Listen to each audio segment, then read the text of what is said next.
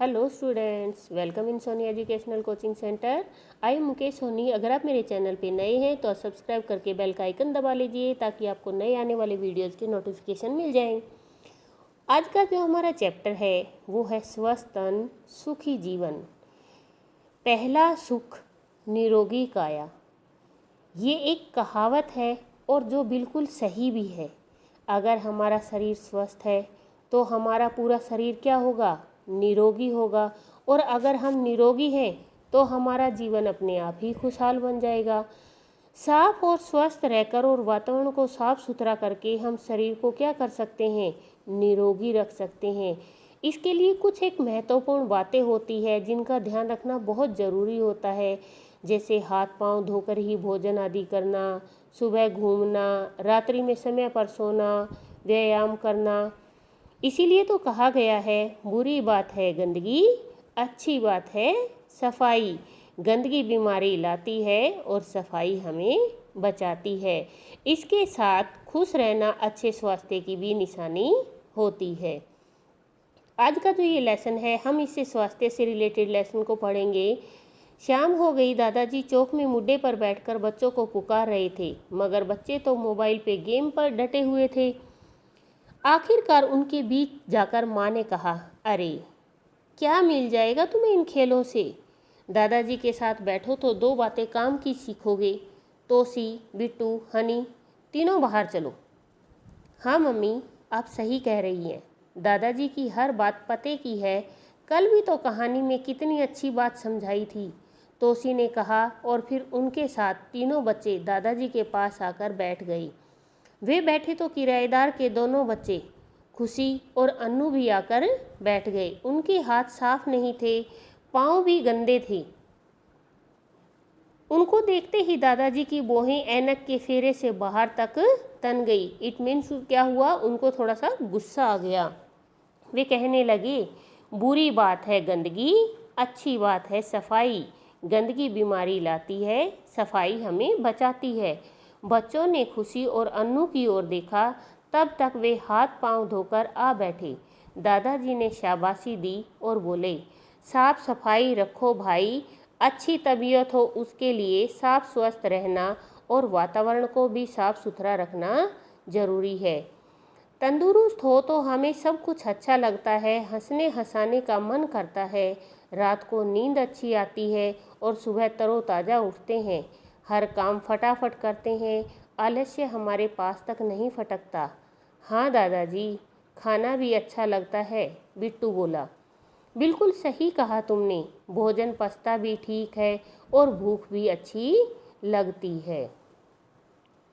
मगर यदि हमारी तबीयत ठीक न हो तो कुछ भी अच्छा नहीं लगता। न भूख लगती, न नींद आती, चिड़चिड़े हो जाते हैं, उदासी घेर लेती है और उबासियाँ आती रहती हैं। दादाजी ने आगे कहा, काम की बात यह है कि हम सबसे पहले अपने शरीर को साफ रखें। तुम्हें मालूम है न, काम करने और दौड़ भाग करने से हमारे शरीर से पसीना निकलता है। पसीने में धूल के कण मिल जाने से मैल की परत जम जाती है। इससे त्वचा के छिद्र बंद हो जाते हैं। उफ दादाजी, छी छी, पसीना तो बदबू मारता है ना, हनी बोल उठा। हाँ बेटे, इसीलिए हमें रोज़ नहाना चाहिए। हमें शरीर की मैल नहीं जमने देनी चाहिए। मैल जम जाए तो मोटे कपड़े से रगड़ कर उतारना चाहिए। और हाँ, सुबह उठने और शाम को सोने से पहले दांत साफ करना चाहिए। हफ्ते में 2 बार नाखून काटें।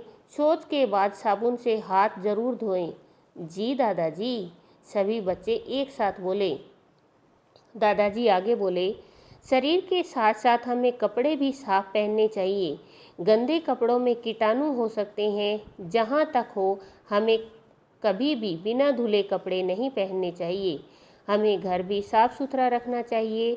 सुषमा आकर बोली तो दादाजी ने कहा, हाँ बहू, इस बात पर तो तुमने अच्छी तरह अमल कर रखा है। सुबह उठते ही झाड़ू लगाकर तुम फर्श और दीवारों पर धूल नहीं जमने देती हो।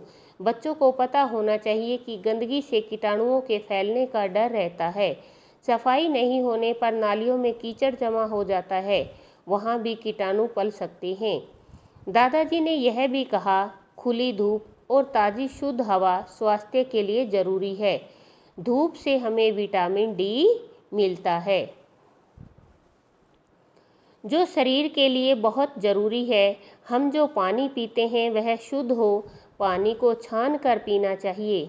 पानी ऐसे कुएं का हो जिसकी रोज़ाना सफाई होती हो।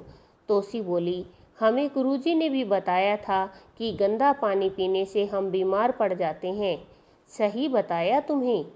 हमें बहुत सी बीमारियां तो अशुद्ध पानी पीने से होती है। हमें शुद्ध पानी पीना चाहिए। बातें तो हो गई हो तो खाना लगा दूं? सुषमा ने आवाज़ लगाई। अरे याद आया बच्चों, हमारा भोजन भी शुद्ध, ताज़ा और पौष्टिक होना चाहिए। खुली हुई चीज़ें जिन पर मक्खियाँ भिनभिनाती हो कभी नहीं खानी चाहिए। फल और सब्जियों का उपयोग धोकर ही करने में समझदारी है। खुली चीज़ें और पहले से काट कर रखे फलों को खाने से बीमार पड़ने का भय रहता है। विद्यालय में मिलने वाली डीवर्मिंग की गोलियों से भी पेट की बीमारियां दूर रहती हैं। आयरन की गोलियों से स्वास्थ्य तरोताज़ा रहता है, दादाजी कहते गए। खाना लगा तब तक उन्होंने यह भी बताया कि अच्छी तबीयत के लिए हमें कसरत भी करनी चाहिए। रोज़ाना खेल में रुचि लें, मगर खेल वे हो जिनमें शारीरिक व्यायाम हो जाए। Kho kho, kabaddi, football, volleyball, table tennis, तैराकी आदि से हम भले चंगे हो सकते हैं। तभी दादी जी ने भी टहलते टहलते आ गई और बातें सुनकर कहने लगी, कुछ मेरी भी सुन लो। खुश रहना अच्छे स्वास्थ्य की निशानी है। न चिढ़े, न गुस्सा करें और न ही चिंता करें। धीरज और प्रसन्नता दिखाए। कहा है ना, हंसो और हंसाओ, अच्छा स्वास्थ्य पाओ। बच्चों, इस लेसन को पढ़ने के बाद इसमें सारी बातों का एक ही सार निकलता है कि स्वस्थ शरीर में स्वस्थ मस्तिष्क निवास करता है। कि अगर हमारा शरीर स्वस्थ है तो जो हमारा माइंड है वो भी स्वस्थ रहेगा, हमारा पढ़ाई में मन लगेगा